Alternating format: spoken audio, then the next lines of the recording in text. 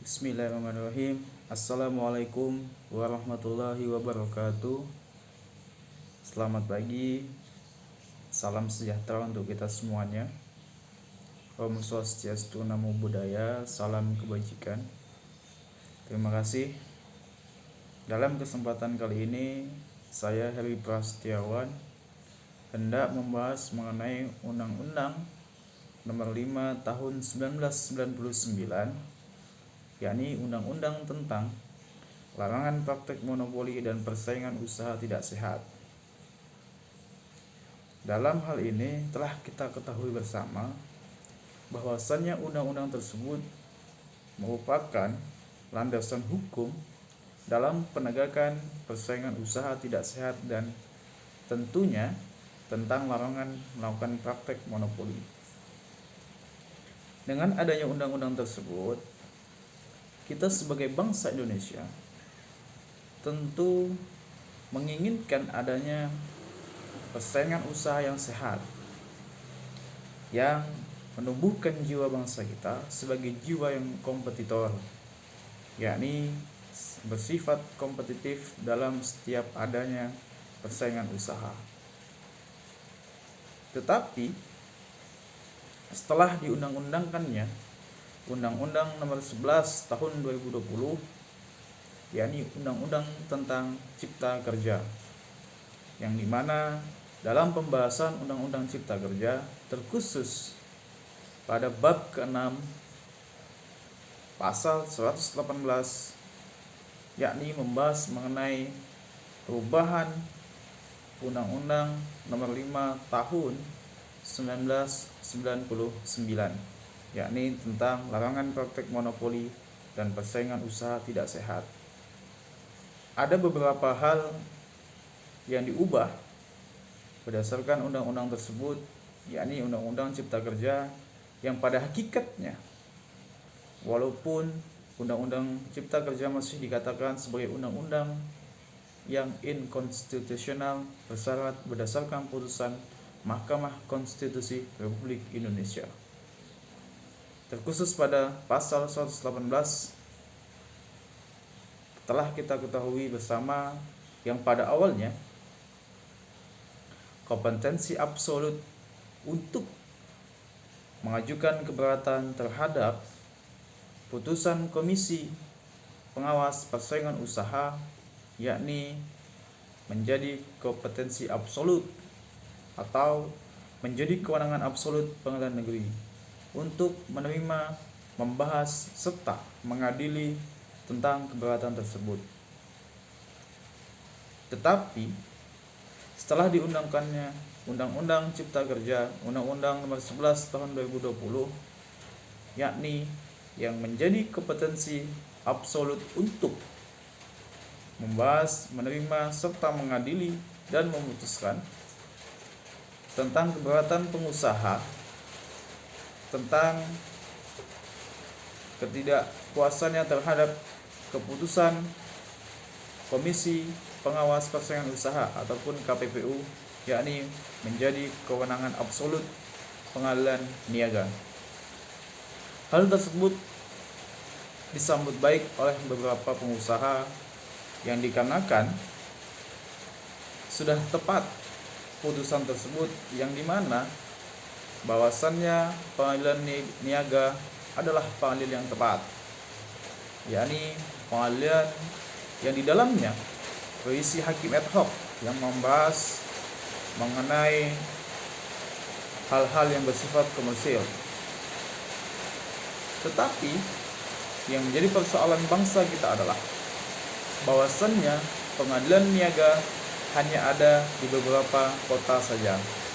Bahkan untuk keseluruhan di negara kesatuan Republik Indonesia, pengadilan niaga hanya ada 5 saja. Ini menjadi tugas pemerintah untuk menambah pengadilan niaga atau bagaimana dalam mempercepat persaingan usaha yang tidak sehat untuk diadili. Telah kita ketahui bahwasanya ketika para pengusaha yang terkhususnya ada di Riau yang masih pada umumnya masuk ke dalam wilayah Pulau Sumatera mengajukan keberatan terhadap putusan KPPU itu kepada pengadilan niaga yang berada di Kota Medan. Tentu saja ini menimbulkan masalah baru, yakni untuk menuju ke sana tentu kita memerlukan biaya ataupun ongkos untuk bersidang, yang mana tidak melulu pengusaha itu ada di Kota Medan. Tetapi ada kebijakan yakni bersidang secara online. Tidak menjadi salah satu solusi yang dimana problematika ketika kita melakukan persidangan secara online adalah terkendala oleh jaringan yang tentu saja ini bisa mengakibatkan untuk melakukan pembuktian secara lengkap dan tegas di dalamnya. Selain itu, setelah diundang-undangkannya Undang-Undang Cipta Kerja, yakni mengubah mengenai denda, yang dimana pada sebelumnya Undang-Undang Nomor 5 Tahun 1999 kita ketahui adanya denda maksimal yakni 20 M ataupun 20 miliar rupiah. Ini telah diubah berdasarkan Undang-Undang Cipta Kerja, yakni dikenal adanya batasan minimal denda dan batasan maksimal denda. Istilah batasan minimal denda yakni mencapai nilai rupiah 1 M ataupun 1 miliar rupiah. Dan sedangkan batasan maksimal denda yakni 5 miliar rupiah. Tentu saja ini menimbulkan suatu kepastian hukum, yakni ketika para pengusaha dinilai dirugikan adanya persaingan usaha yang tidak sehat dan adanya praktek monopoli. Tentu sudah ada ketentuan-ketentuan dengan adanya minimal batasan denda, yakni 1 M. Selain itu, setelah diundangkannya Undang-Undang Nomor 11 Tahun 2020, Undang-Undang Cipta Kerja, yang merevisi ataupun mengubah Undang-Undang tentang larangan praktek monopoli dan persaingan usaha tidak sehat, Undang-Undang Nomor 5 Tahun 1999, yakni dengan adanya penghapusan delik pidana di sana ataupun penghapusan dan pidana di sana. Yang pada awalnya kita ketahui Undang-Undang Nomor 5 Tahun 1999 kita kenal adanya delik pidana di sana. Ketika para pengusaha tidak bersifat kooperatif dalam mengikuti proses hukum yang ada terkait persaingan usaha tidak sehat dan larangan praktek monopoli, itu bisa disangsikan pidana. Tetapi setelah diundangkannya Undang-Undang Nomor 11 Tahun 2020, sanksi pidana itu telah dihapuskan, yakni kita lebih kenal dengan adanya sanksi administrasi ataupun denda administrasi. Seperti halnya yang saya katakan di awal tadi, ketika para pengusaha ataupun pelaku usaha telah terbukti melakukan tindakan yang tidak sesuai dengan undang-undang yang telah mengatur tentang persaingan usaha serta mengatur tentang larangan praktik monopoli itu dilanggar, tentu ada denda yang bersifat memberikan kepastian hukum, yakni denda minimal 1 M dan maksimal 5 M.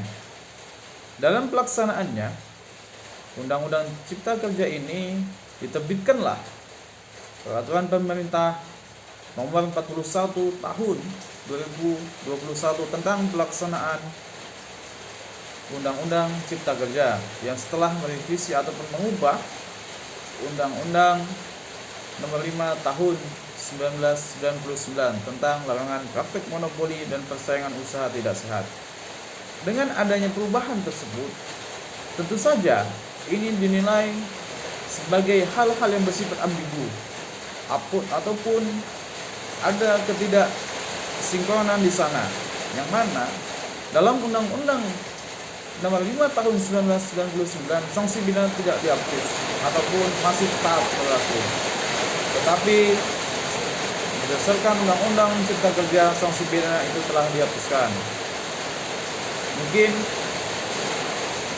itu saja yang bisa saya sampaikan bahas mengenai Undang-Undang Cipta Kerja. Lebih dan kurangnya saya mohon maaf. Wabillahi taufiq wal hidayah. Wassalamualaikum warahmatullahi wabarakatuh.